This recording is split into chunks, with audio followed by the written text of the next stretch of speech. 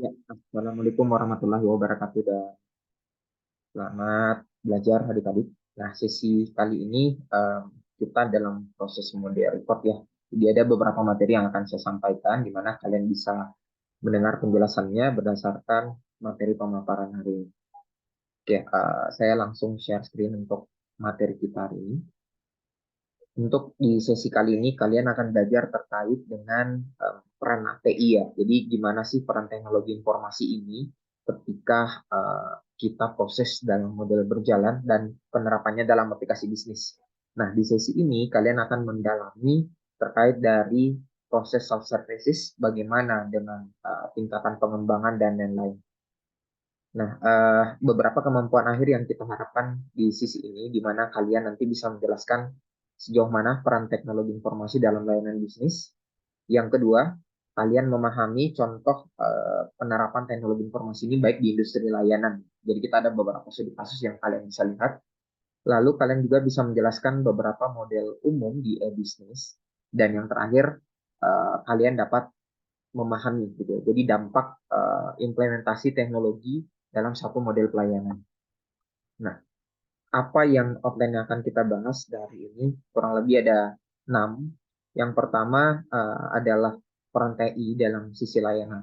Kemudian kalian bisa lihat juga yang kedua di sisi self services. Jadi ada model pelayanan di mana manusia ini bisa melayani dirinya sendiri. Dan yang ketiga, ketika self services ini hadir, otomatis ada otomasi dalam sisi layanan. Kita bisa lihat dalam bentuk tabel nantinya, biar lebih mudah untuk dipahami. Kemudian yang keempat, ada internet sebagai penyedia layanan, di mana kalian bisa melihat internet ini sebagai media ataupun solusi. Gitu. Jadi kita akan memahami sebentar perbedaan dari internet dan web, gitu. World Wide Web. Gitu. Kemudian yang kelima, bagaimana dengan scalability, bagaimana kalian uh, menjaga skalabilitas dari ekonomi ketika kalian masuk di aplikasi bisnis. Dan yang keenam, sejauh mana inovasi dalam teknologi ataupun pelayanan. Dan di akhir sesi, saya akan ngasih satu hadiah di mana kalian akan menganalisa berdasarkan materi hari ini. Nah, untuk referensi kalian bisa baca bukunya si Fishman James dengan Mone J. Jadi terkait dengan service management di judul bukunya terkait dengan Operation Strategy and Information Technology. Ini diterbitkan di Boston di McGraw-Hill, Erwin tahun 2006. Kalian bisa googling untuk lihat file bacaannya lebih detail. Nah, kita masuk yang pertama. Nah, peran teknologi informasi dalam layanan ini seperti apa? Kalian bisa bayangkan pertama kali atau mungkin kalian pernah naik pesawat gitu ya, lalu ke bandara. Jadi kemajuan teknologi informasi dan komunikasi ini sudah sangat pesat. Dia ngebantu bagaimana proses interaksi yang dulunya ketika kita ingin check-in mesti ke counter gitu ya. Sekarang sudah ada versi dalam bentuk self check-in. Nah, ini merubah perilaku ataupun harapan dari penumpang pesawat terbang, di mana pelanggan itu tidak perlu lagi menunggu petugas maskapai ataupun mereka harus antri di bagian kios penerbangan untuk hanya mencetak boarding pass. Dan ini sudah banyak diimplementasi di bandara-bandara ya, di Angkasa Pura 2, 3, dan seterusnya. Contoh kalau kita di Makassar, kalian bisa jalan-jalan ke Bandara Sultan Hasanuddin lalu coba check-in misalkan atau ngambil boarding pass, itu nggak perlu antri lagi. Kalian cukup datang ke satu mesin seperti ini, kemudian cukup memasukkan booking tiket. Jadi memasukkan nama akhir kalian lalu booking tiket. Biasanya kalian bisa pesan lewat tiket.com misalkan atau Traveloka gitu contohnya. Lalu nanti ada 5 kode unik yang nanti kalian akan dapatkan lalu kalian tinggal masukkan ke dalam self check-in ini. Nah, ini akan sangat memudahkan. Kenapa? Orang nggak perlu antri, secara otomatis boarding pass itu akan dicetak. Sehingga orang pun tidak perlu ngantri hanya untuk sekedar menyetak boarding pass. Ini kecuali mode khusus sendiri self check-in dalam artian kalian punya barang untuk dimasukkan ke pesawat ya. Artinya masih proses yang antri. Tapi kalau hanya untuk cetak boarding pass, kalian bisa langsung datang ke mesin-mesin counter seperti ini. Nah, ini contoh peran teknologi informasi dalam suatu layanan. Nah, kita coba lihat bagaimana model kontribusinya. Secara garis besar, kalau kalian perhatikan dari sisi slide ini, ada 5 mode kontribusi yang muncul dalam teknologi implementasi layanan. Yang pertama adalah teknologi free and service encounter, di mana kalian bisa lihat teknologi customers, lalu server, di mana customer dan server ini yang berinteraksi. Gitu. Kemudian di sisi ini kita sebut dengan mode face to face contact ya. Jadi pasti ketemu face to face antara orang yang melayani, kemudian dari sisi customernya ceritanya yang ketemu fisik. Lalu ada yang masuk kategori teknologi assisted service and contact sesuai dengan gambar yang bisa kalian lihat di sini, di mana jika kita perhatikan ya, teknologi ini tidak berhubungan langsung dengan customers. Gitu. Kemudian kalian bisa lihat teknologi di mana customer ini ketika mau berinteraksi berkomunikasi dengan server yang ada di onsite ataupun di lokasi, di mana saling bertukar informasi dan teknologi yang jalan. Ini disebut dengan assisted service and contact. Lalu yang ketiga ada teknologi facilitated service and contact, di mana prosesnya ada sinkronisasi face to face contact, di mana customer dengan server kemudian server dengan teknologi, lalu customer dengan teknologi. Kemudian kita bisa lihat contoh face to screen contact. Jadi nggak ketemu secara langsung, tapi modelnya dengan satu layar tersendiri. Jadi modelnya tidak ada panah yang ke server, langsung dengan connected dengan si teknologi. Jadi teman-teman bisa, adik-adik kalian bisa perhatikan customer ke teknologi dan ada customer ke teknologi, ada yang connect ke server, ada yang bahkan serverless. Gitu. Nah, interaksi tatap muka ini telah digantikan dengan teknologi sehingga kalian bisa lihat penunjukan 5 metode kontribusi teknologi di setiap layanan. Jadi baik itu teknologi free service encounter, baik itu teknologi assisted service encounter, facilitated service encounter, mediated service encounter, generated service encounter atau yang sekarang kita sebut dengan self-services. Gitu. Nah, kita coba lihat gitu, bagaimana pembahasan dari masing-masing 5 metode kontribusi ini. Kita lihat dulu yang pertama, yaitu teknologi free service encounters, di mana kalian bisa lihat teknologi customer dan servers, gitu ya. Metode ini di mana si customer mereka memiliki kedekatan fisik, gitu ya, berinteraksi dengan orang yang siapkan layanan. Jadi ada orang yang di depan server yang melayani. Ibaratnya kayak ada satu layanan tradisional, ya, mirip kayak kita ke salon atau mungkin tempat pijat, di mana teknologi ini tidak langsung berperan. Gitu. Jadi ada orang yang meneruskan setiap layanan kita. Jadi contoh kalian datang ke layanan profesional ya seperti layanan hukum gitu ya, ke layanan konsultasi psikiater misalkan ataupun berobat gitu. Datang ke rumah sakit lalu kemudian berkonsultasi dengan si dokternya. Jadi customer dengan server ini dalam artian adalah orang yang menyiapkan layanannya. Dokter lalu menginput gitu. Menginput rekam medik data kalian melalui laptopnya masing-masing. Gitu. Jadi kan langsung connect ke bagian server. Jadi belum ada peran teknologi yang menjembatani antara si customers dengan si uh, teknologinya secara langsung. Nah, ini kita sebut dengan teknologi free service and contact. Contoh sederhana kalian bisa ikut layanan konsultasi ataupun pergi ke dokter berobat dan lain-lain yang sifatnya menggunakan komputer fisik. Nah, kita coba lihat yang kedua. Yang kedua ini masuk dalam kategori teknologi assisted service and contact, di mana kalian bisa perhatikan di sisi customer dan server itu berinteraksi, lalu dari server itu berkomunikasi dengan si teknologinya. Gitu. Ya, jadi dia nggak berdiri sendiri untuk di sisi penyimpanan data. Jadi proses ini penyedia layanan ini berinteraksi. Gitu. Jadi penyedia layanan ini berinteraksi dengan teknologi. Jadi memfasilitasi dari sisi layanan tatap muka. Jadi entah itu kayak layanan kesehatan, kalian mungkin kayak pemeriksaan mata, ada ronsen, gitu kan. Nah ini kan modelnya teknologinya ini kan yang masih pemberian layanan tatap muka, walaupun kita nggak ketemu langsung dengan dokternya, gitu.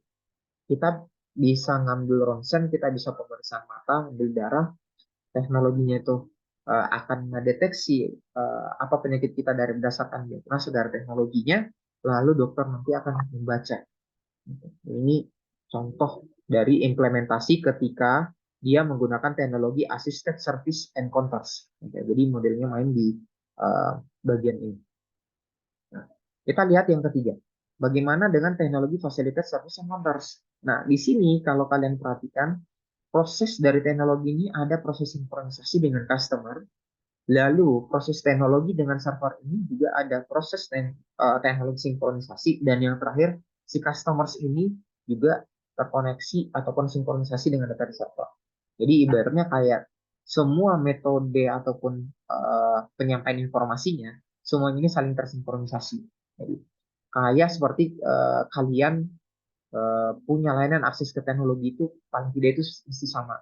Di contoh kayak kita datang konsultasi ke financial planner. Financial planner itu adalah layanan konsultan ya, terkait dengan layanan konsultasi di bidang keuangan.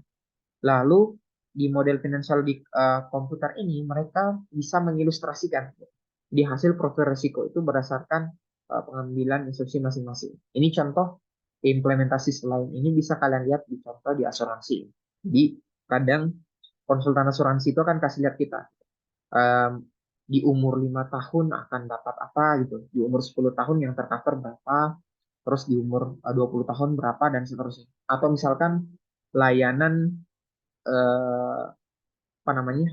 Layanan di sisi pendidikan gitu. Jadi layanan financial planner di bidang pendidikan. Jadi ada di sisi pendidikan kita menabung secara tidak langsung misalkan di umur 20 tahun kita bisa dia cairkan, di umur 5 tahun bisa kita cairkan dan yang lain. Nah, ini kan customer ketemu dengan si financial planner-nya di bank, lalu financial planner bank ini connect dengan teknologinya yang akan menarik data terkait dengan uh, bagaimana gitu keputusan ataupun terkait dengan bagaimana catatan financial planner ini akan berjalan. Nah, ini akan dilihat masuk ke dalam teknologi facilitated services and contracts. Jadi kalian bisa detailkan di bagian ini.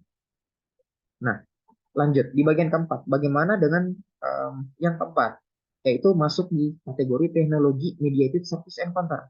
Nah, model ini kalau kalian perhatikan uh, dari gambar, customer ini tidak berkomunikasi dengan server. Gitu. Namun dia berkomunikasi via teknologi yang berjalan. Lalu server juga sama, berkomunikasi via teknologi yang berjalan. Nah, secara garis besar dari metode ini, pelanggan dan penyedia layanan itu tidak berlokasi di lokasi yang sama. Jadi nggak perlu ada tatap muka gitu ya. Kalau kita cerita tadi customer dengan server, artinya kan proses ada tatap muka.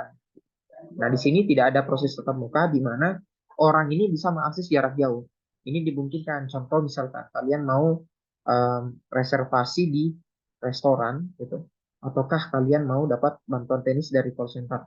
Gitu. Jadi misalkan butuh bantuan, mobil kalian itu rusak, gitu. Di mobil kalian rusak, lalu mau minta diperbaiki.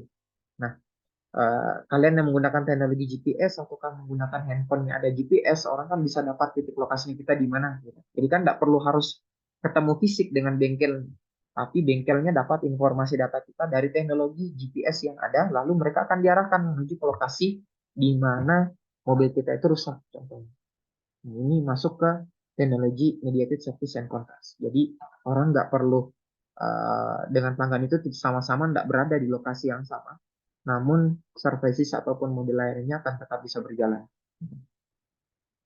Nah, kita lihat yang kelima, teknologi generated service and contract. Nah, ini model self-services. Kalian bisa lihat sudah tidak ada lagi server ataupun orang yang menjadi penyedia kita, gitu ya.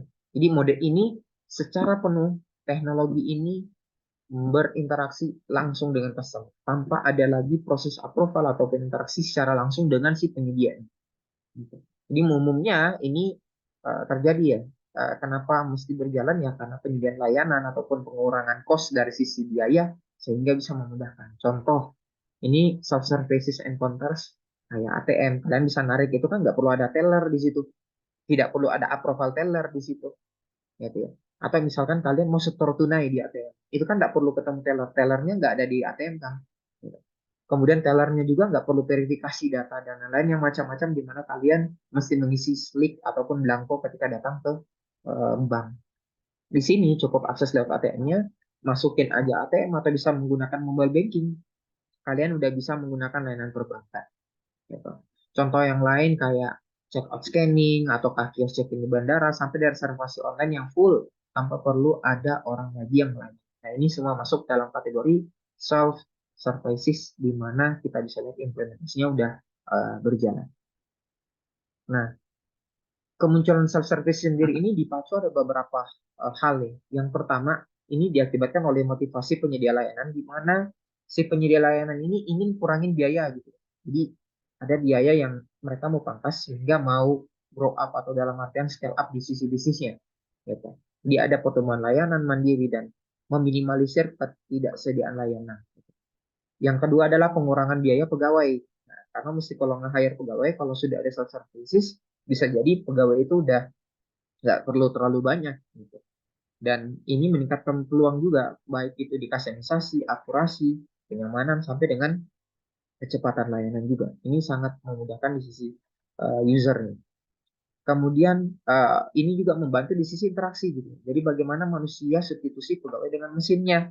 Hal ini mirip ketika kalian masuk ke pertanian ataupun manufaktur, di mana tenaga manusia ini yang digantikan oleh teknologi produksi.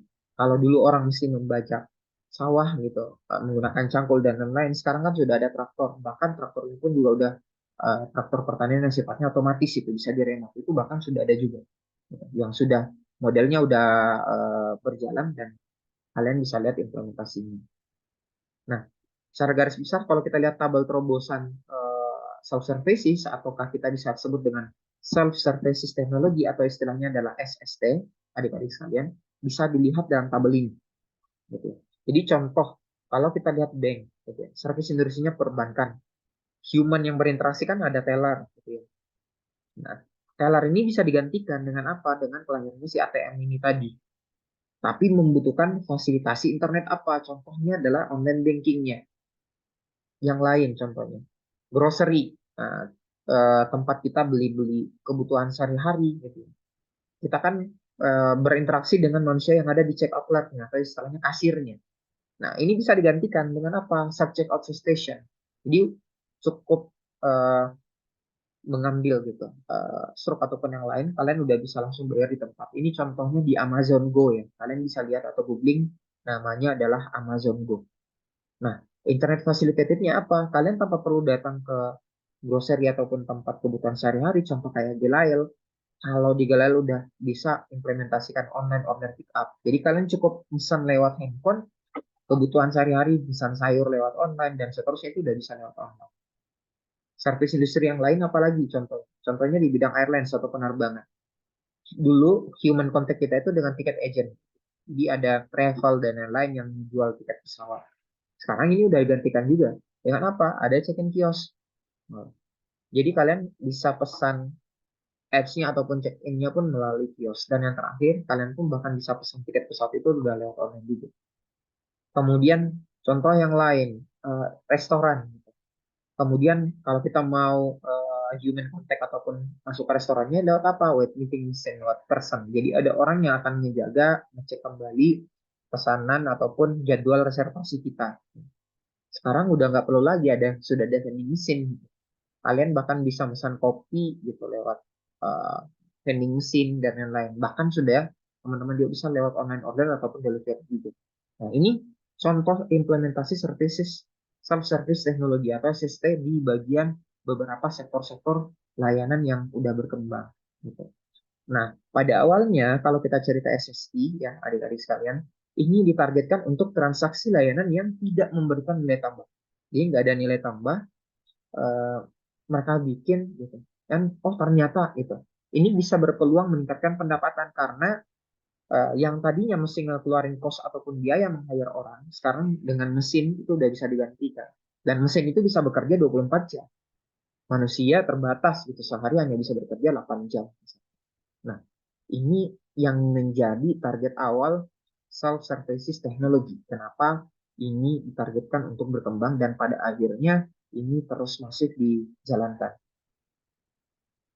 Nah, bagaimana dengan contoh pemanfaatan SSD-nya? Gitu ya. Jadi bagaimana dengan pemanfaatan SSD-nya? Kita bisa lihat dari sisi ATM gitu ya. Jadi ATM yang diperkenalkan sebenarnya di bank seperempat abad lah gitu ya. Jadi biaya teller sekaligus penyerahan kenyamanan itu udah nggak perlu lagi. Itu ATM sudah siapkan mulai dari kalian store, tarif, tunai, dan lain-lain. Yang kedua, ada teknologi NFC namanya ya, biar Near Field Communication. Kalau kalian perhatikan, kalian bisa gunakan NFC ini untuk proses pembayaran. Ini contoh, kalian bisa lihat di film-film Jepang, mereka masuk ke kereta ataupun di film-film Korea, mereka masuk kereta ataupun naik bus, mereka menggunakan handphonenya mereka, tinggal di tapping dalam satu alat, itu udah kebayar mereka punya proses pembayaran. Ini self services, gitu. Jadi nggak perlu ada lagi kios ataupun teller yang ngambil uang pembayarannya. Gitu. Nah, yang ketiga itu teknologi retailer. Jadi bagaimana melacak perilaku si konsumen. Ini diimplementasikan di mana kepakainya di Facebook contoh. Kalian yang sering melihat sepatu contohnya, tiba-tiba dapat iklan sepatu di wall Facebooknya kalian. Gitu. Nah, yang keempat adalah di sisi pelanggan ini memperoleh kenyamanan di mana proses pembelian ketika dia pesan ataupun bayar ini tanpa perlu lagi mengantri. Ini membantu di sisi percepatan waktu dari sisi layanan. Gitu. Nah, kalau kita cerita di otomasi di layanan, ini berkaitan dengan bagaimana si big office itu bergerak. Gitu. Jadi big office ibaratnya kayak ada orang di belakang yang menjalankan proses ataupun sistemnya.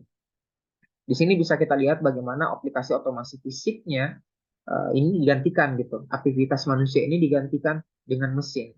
Contoh kayak manusia yang mungkin siram air gitu di tanaman, sekarang kan sudah lahir sistem penyiraman rumput otomatis. Kalian bisa lihat di taman-taman biasa ada air pancuran yang hidup secara otomatis di jam-jam tertentu. Ini udah kelihatan model bisnisnya. Kemudian ada juga yang sifatnya diprogram secara otomatis gitu. Jadi kayak mengarahkan panggilan ataupun baik itu sentuhan kayak seperti kalau ada nelpon lalu kita mau teruskan ke divisi yang lain. Ini contoh otomasi dalam layanan ini. Nah, secara garis besar kita bisa bedakan klasifikasinya berdasarkan penerapannya ya. Jadi kita lihat kurang lebih di sini ada 7 klasifikasi penerapan otomasi dalam layanan. Kita lihat yang pertama. Yang pertama kita sebut dengan fixed sequence atau dilambangkan dengan F ya. Jadi pokoknya kalau ada lambang F di slide selanjutnya kalian pahami bahwa itu adalah teknologi fixed sequence. Jadi ini di mana si mesin ini akan melakukan proses yang berulang. Baik itu operasi tertentu, sudah ada urutannya, ada kondisinya yang telah ditentukan sebelumnya. Dan informasinya tidak dapat diubah dengan mudah. Contoh yang terimplementasi di sini adalah gerbang tempat parkir otomatis. Ini contoh ketika kalian masuk gitu ke gerbang, lalu ngedeteksi plat mobil contohnya, secara otomatis pembatas kendaraan ini akan terbuka. Nah, ini fixed sequence. Jadi sudah ada urutannya. Pertama, deteksi dulu plat mobilnya. Ketika terdeteksi, buka plang mobilnya. Setelah lewat mobilnya, tutup plangnya. Jadi ini kan 3 step. Baca data platnya, angkat plang kendaraannya, mobil lewat, tutup plang kendaraan. Jadi ada 4 step yang akan kejadian di dalam sistem ini. Ini sudah berurut. Jadi nggak mungkin terlebih dahulu tutup pelangnya mobil lewat, itu kan nggak seperti itu. Jadi dia sudah terurut, baca dulu datanya, pelangnya terbuka, bukan terlebih dahulu buka dulu pelangnya lalu mobilnya lewat lalu dibaca datanya.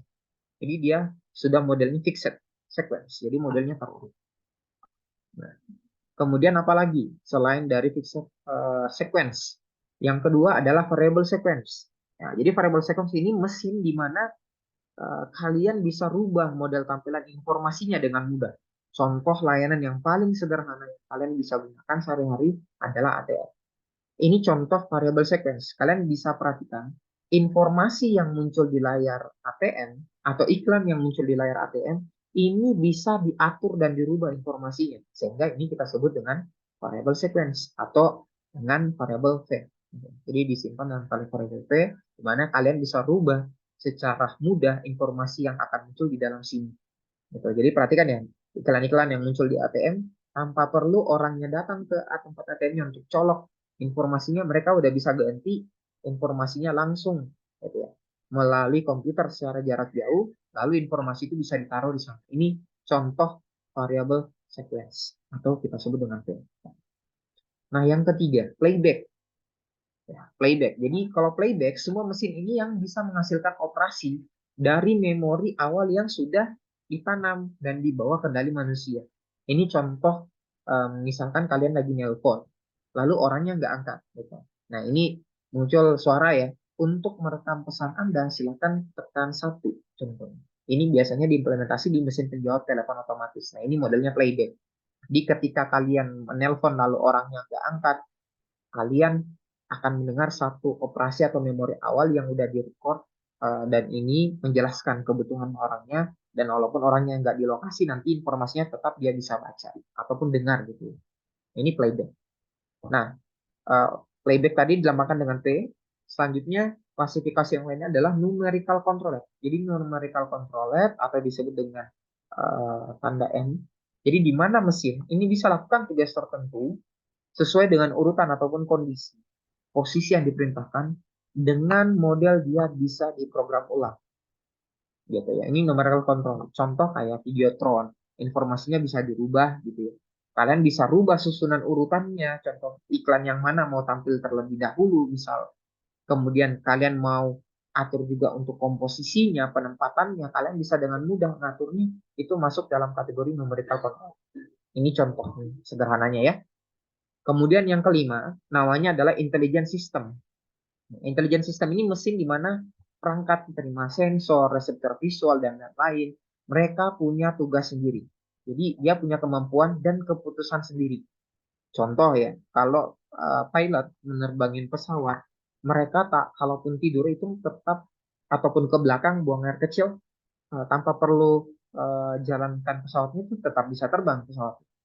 Gitu. Di mana ada fungsi autopilotnya untuk pesawat terbang komersial ya. Jadi macam pesawat terbang yang kalian keluar kota dan lain-lain, ada fungsi auto land di mana penerbangan ini akan tetap jalan di ketinggian berapa, kecepatan berapa knot dan seterusnya nanti tetap bisa berjalan otomatis tanpa si pilotnya atau co-pilotnya itu ada di tempat. Gitu. Jadi misalkan mereka ke kamar kecil untuk buang air kecil, pesawatnya tetap berjalan. Jadi nggak mungkin ya, misalkan pilotnya mau ke kamar kecil, eh, didaratkan dulu pesawatnya di tengah jalan. Kita nggak ada kejadian kayak gitu. Jadi pesawatnya tetap terbang, ya jalan yang dikendalikan oleh autopilot tadi. Nah, yang keenam, namanya adalah expert system atau dilambangkan dengan E tadi. Jadi sebuah program komputer, dia punya mesin inferensi, ada decision rules, jadi ada semacam kayak keputusan jika tidak ini dia kerjakan ini, jika ini dia kerjakan ini gitu. Jadi dia punya basis pengetahuan awal juga untuk diagnosis persoalan. Ini banyak orang sering sebut dengan SPK ya. Jadi sistem penunjang keputusan ataupun SCADA itu juga masuk di expert system gitu. Contoh paling sederhana Google Maps. Ya, jadi Google Maps ini membantu kita dalam memberikan rute terpendek. Misal saya mau berpindah dari satu tempat ke tempat yang lain, si Google Maps ini akan berikan jalur tercepat berdasarkan kondisi yang real time-nya ada. Jadi ini sudah masuk dalam kategori expert system tadi. Nah, kemudian yang ketujuh, totally automated system atau dilambangkan dengan T tadi. Jadi gimana si sebuah sistem mesin ataupun komputer ini pengerjaan fisik dan intelektualnya ini menghasilkan produk ataupun layanan tanpa perlu lagi ada satu model konfirmasi gitu ya. Contoh layanannya adalah pengiriman uang elektronik. Begitu teman-teman udah mencet, misalkan saya mau ngirim gitu dari Mandiri kirim ke GoPay, dari Mandiri mau kirim ke Dana. Ketika teman-teman udah approval pilih yes, tidak perlu lagi ada di approval oleh si teller ataupun yang lain untuk menerima gitu dana yang masuk. Itu kan nggak perlu. Gitu. Jadi ketika kalian udah profile, secara otomatis dananya udah bisa langsung masuk ke GoPay-nya misalkan, ke Dana misalkan. Ini udah masuk ke totally automated system. Jadi segera garis besar kalau kalian perhatikan semua sistemnya udah mengambil keputusan sendiri, berarti dia masuk dalam kategori T ya. Jadi totally automated system. Nah, secara garis besar kalian bisa lihat tabel contoh otomasi ini berdasarkan layanan-layanan yang muncul ya. Jadi contoh kayak newspaper dispenser ini udah masuk kategori fixed gitu ya.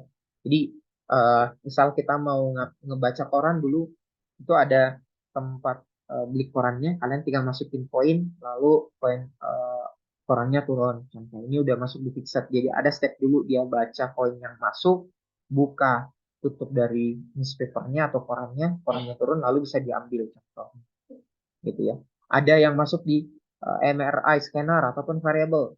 Ini kan dia ngasih SPK keputusan di mana kalau model seperti ini dia akan tampil kayak gini dan seterusnya. Ini semua adalah contoh table yang bisa kalian lihat dalam kategori masing-masing punya industri di sisi layanan. Kayak Google Search ini juga sudah masuk totally automated ya. Google Search itu udah punya AI, dia udah langsung otomatis munculin yang mana website yang berkaitan dengan kata kunci yang kita cari misalkan. Nah, ini udah 100% totally automated atau dengan tanda T tadi. Nah, sekarang, apa yang mendukung otomasi dari sisi proses layanan di bisnisnya contoh. Jadi, kata kuncinya adalah di internet. Nah, Internet ini kalau kita sebut ya, jadi bagaimana si jaringan ini dapat diakses dari publik. Nah, transmisinya pasti menggunakan protokol internet. Biasanya orang sering sebut dengan istilah IP ya, gitu. Nah, IP ini ada versi, ada IPv version 4, ada IPv version 6, IPv4 ataupun IPv6. Ini yang menjadi protokol. Di ibaratnya satu nomor yang mau dituju dengan nomor yang lain itu harus sama dalam satu standarisasi. Nah, internet ini dia jejaring jaringan yang terdiri dari jutaan jejaring yang ada. Kalau kita cerita academic.edu, bisnisitu.com, misalkan stimikarismashop.com. Nah, ini kan udah ketahuan gitu. Protokol di internet yang kepakai tapi spesifikasinya adalah ke bisnis. Atau misalkan Stimikarisma berdaya.org, ini kita udah tahu bahwa ini badannya adalah organisasi non profit gitu. Atau misalkan kita cerita makassar.gov, ini kan udah ketahuan berarti domain di Makassar itu adalah domain pemerintahan ataupun government. Nah, ini masing-masing dari internet itu pasti punya pembawaan informasi dan layanan. Baik itu contohnya email, online chat, kalian berkirim file, streaming media, voice over IP ataupun VoIP yang sekarang udah kalian pakai dan gunakan teknologi VoIP ya. Jadi kalian menelpon via WA dan lain-lain itu kan sudah masuk kategori VoIP gitu. Voice over Internet Protocol. Dan semuanya diakses melalui www, the World Wide Web. Nah, cuman terkadang masih ada dari kalian yang menyamakan gitu. Internet itu sama dengan World Wide Web. Ini kan hal yang berbeda. Kalau kita cerita internet, internet itu adalah sekumpulan jejaring komputer ya. Jadi dia semua terhubung pakai kabel, mau pakai optik, koneksi nirkabel, pakai wifi, itu adalah internet. Intinya adalah bagaimana berkomunikasi dari satu tempat ke tempat lain itu menggunakan beberapa media. Sedangkan kalau kita cerita web, gitu, web ini adalah sekumpulan dokumen. Jadi dia lebih ke arah dokumennya, resource-nya yang diakses menggunakan hyperlink. Jadi ada URL, Uniform Resource Locator, dan dia berjalan di atas web. Jadi ada protokol HTTP ataupun HTTPS secure, di mana kalian bisa siapkan akses ke filenya, dokumennya, sumber daya lain ini dari www atau World Wide Web. Jadi berbeda antara kalau kita cerita internet dan web ya. Jadi web itu adalah kumpulan dokumennya, sedangkan internet itu adalah media. Nah, bagaimana dengan scalability dari peran di ekonomi kalau kita cerita? Jadi peran di sisi ekonomi kemampuan si perusahaan ini berkaitan dengan kontribusi margin. Jadi kalau cerita bisnis ataupun pengaplikasian bisnis itu bisa berkembang atau scale up lebih besar, jawabannya ketika uh, biaya gitu yang dikeluarkan dalam pelayanan itu adalah zero atau nol. Ya kan? Kenapa? Ketika biaya yang dikeluarkan nol tapi pelayanan yang diberikan itu nambah baik, contohnya otomatis itu jadi proses scalability yang sangat bagus. Gitu. Nah, ada contoh-contoh tiga sumber scalabilitas yang bisa kita pahami di sini. Yang pertama contohnya layanan yang hanya mentransfer data informasi. Contohnya adalah ensiklopedia online atau Wikipedia. Itu masuk dalam kategori sumber scalability layanan transfer data informasi. Kalian bisa lihat tiap hari informasinya akan nambah. Gitu. Tiap hari akan nambah dan orang bebas untuk nulis ke sana yang lain. Contohnya adalah layanan yang memungkinkan si pelanggan melayani dirinya sendiri. Contoh reservasi online. Di sini skalabilitasnya juga tinggi. Ketika mau bangun hotel yang lain, gitu ya, itu nggak perlu lagi meng-hire pekerja yang khusus untuk reservasi. Sekarang by system pun satu sistem reservasi online, ketika dia punya cabang itu bisa diatur aja dari sistem reservasi online. Yang ketiga adalah contoh yang memungkinkan si pelanggan ini melayani pelanggan lain. Jadi pelanggan melayani pelanggan lain. Contohnya pelelangan online. Contoh kayak di eBay dan yang lain. Orang masuk, saya punya produk nih, masuk ke dalam si eBay. Orang mau nawar atau lelang barangnya. Yang beli di situ juga adalah si customer juga. Jadi konsep bisnisnya adalah C2C. Ini udah kita bahas di pertemuan sebelumnya. Nah, untuk scalability-nya, kalian bisa lihat ya, semakin ke kiri, di sini, semakin ke kiri, skalabilitas ataupun dimensi pengembangannya semakin tinggi, semakin ke kanan, skalabilitasnya itu semakin rendah. Contoh kalau kita cerita di e-commerce ya, contohnya. Di mana kalau orang yang hanya menjual barang saja, ini kan scalable-nya kecil. Jadi kayak eh, kita cerita Alfamart, Alfamidi, gitu ya. Jadi mereka langsung menjual produknya langsung di tokonya. Semakin ke kiri kita lihat yang selling information ya, services. Contoh Tokopedia, e-commerce. Di sana kan orang bebas jadi Alfamart lain contohnya. Jadi di dalam Tokopedia-nya orang mau jualan, mau bangun etalasenya seperti Alfamart juga nggak ada masalah. Alfamart, si Tokopedia-nya nggak perlu mikirin gitu ya bagaimana model tampilannya dan seterusnya. Datanya kan terus nambah. Kenapa? Yang jadi penjualnya itu adalah masyarakatnya sendiri. Gitu, ya. Jadi bisa dilihat skalabilitas itu berpengaruh ketika kalian bisa mengelola satu sistem informasi itu lebih besar, lalu bisa mendekati nol ya, mendekati nol untuk di sisi pelayanan yang biaya yang mesti dikeluarkan. Nah, bagaimana dengan inovasi teknologi lainnya? Nah, ini berkaitan dengan pengubahan tradisi kita, mempersiapkan pegawai atau petugas baru. Contoh, gitu ya. Apakah ketika kita menyiapkan si pegawai gitu, ya, perlu keterampilan mengetik, ataukah hanya keterampilannya dia hanya cukup menunjuk dan klik aja, yang tanpa perlu terlalu banyak, gitu. Atau contoh ketika kalian punya layanan dampak teknologi, ada FTD ataupun wawancara di sisi pelayanannya, ataukah misal yang paling sederhana, saya bisa ambil kasus menghindari gitu ya pencurian di ATM, nah, maka perlu ada kamera pengawas pada kios ATM misalkan. Jadi nggak perlu lagi ada satpam yang berdiri di situ, cukup hanya dengan adanya kamera pengawas itu udah cukup membantu di mana pengawasan ke mesin ATM. Ini contoh inovasi teknologi dari sisi layanan. Nah, kurang lebih seperti ini ya materi kita hari ini. Silahkan jika kalian nanti ada pertanyaan, bisa tanyakan via WhatsApp di grup kita. Selanjutnya, ada hadiah yang saya akan berikan ke kalian. Ya, jadi hadiahnya ini saya minta kalian menganalisa gitu ya, proses rancangan self recovery ceritanya. Ataukah bikinlah aturan ya. Misalkan di sini ada 3 kasus gitu ya. Nah, jadi ada studi kasus ATM, ada kasus pembelian online dan pengantaran online. Misalkan saya bikin kayak gini. Studi kasusnya ATM di mana kartu ATM saya itu ketelan. Gitu. Bagaimana kebijakan yang mesti dibikin? Contoh, mereka itu mesti buat laporan surat kehilangan, contohnya, kalau dia kehilangan untuk ATM ini. Kemudian kalau tertelan gitu, mereka mesti pergi melapor, lalu menyebutkan ATM yang di mana mereka bertransaksi paling terakhir, kemudian ATM-nya jenis apa, kemudian menyampaikan tanggal transaksinya kapan gitu. Sehingga ini jadi kebijakan di sisi pemilik ATM. Nah, sekarang saya mau minta kalian menganalisa sendiri bagaimana untuk studi kasus ATM yang misalkan dia mau narik duit tapi uangnya nggak keluar. Apa langkah-langkah yang mesti si konsumennya ini lakukan gitu, supaya bisa klaim ulang kembali sehingga si pelanggan ini tidak dirugikan. Gitu. Jadi kalian rumuskan kebijakan apa ya kalau kalian yang jadi pemilik banknya. Gitu. Kemudian yang kedua, coba kalian analisis juga pembelian online, tapi barangnya nggak sesuai. Dia pesannya misalkan iPhone, ternyata yang sampai itu HP Xiaomi contohnya. Nah, kebijakannya apa yang kalian akan lakukan supaya si konsumen ini tetap dilindungi, tapi tidak merugikan juga ke penjualnya contohnya. Entah mungkin ada video unboxing, mungkin ada pengecekan proses pengiriman, mungkin atau seperti apa yang kalian rumuskan, silahkan jelaskan di studi kasus yang kedua. Dan yang ketiga, pengantaran online, di mana si pemilik Gojek, kalian berperan sebagai pemilik Gojek, tapi driver itu tidak menjemput. Nah, apa kebijakan yang akan kalian lakukan? Apakah ada punishment? Akunnya di ban? Aturannya seperti apa ketika dia di ban? Apakah dia tidak mengantar 2 kali, 3 kali, ataukah rating, dan seterusnya? Silahkan kalian rumuskan di dalam Word. Tiga-tiganya ini saya mau lihat kalian punya kebijakan seperti apa.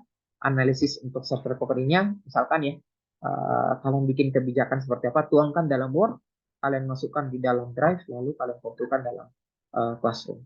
Ya, kurang lebih seperti ini. Jika sudah kalian kerjakan, masukkan dalam Classroom. Oke, adik-adik, jika ada pertanyaan lebih lanjut, silakan nanti kalian akses di grup WhatsApp kita. Tadi dan kurangnya mohon maaf. Wabillahi taufiq wal hidayah. Assalamualaikum warahmatullahi wabarakatuh. Sekian dan terima kasih. Thank you semuanya. Sampai jumpa di kesempatan lain. Dadah.